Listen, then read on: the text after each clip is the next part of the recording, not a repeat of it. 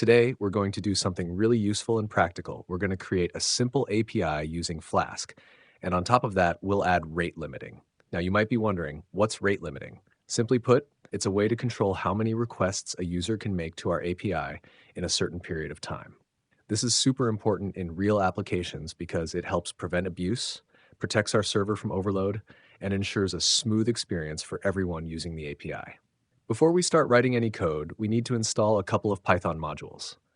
These are Flask, which is the framework we'll use to build the API, and Flask-Limiter, which will help us manage the rate limits. Installing these modules is really easy. You just run a simple command and you're ready to go. Once we have everything installed, we can start by creating a very basic API. We first initialize our Flask application and define a single route called /data. Whenever someone sends a GET request to this route, the API responds with a success message in JSON format. That's all we need to get started. Let's go ahead and run this code.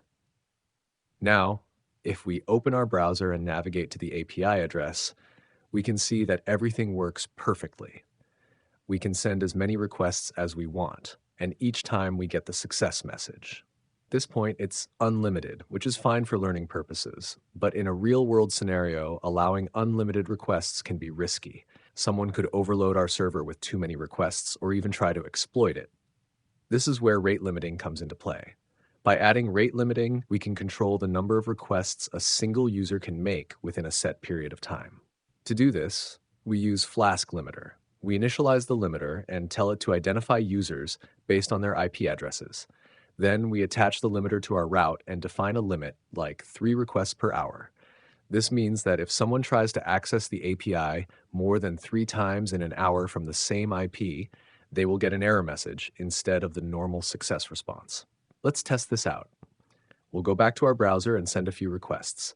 The first 3 requests are successful, just like before. But now, when I try to send a 4th request, and there it is, we get an error message. That confirms that our rate limiting is working perfectly.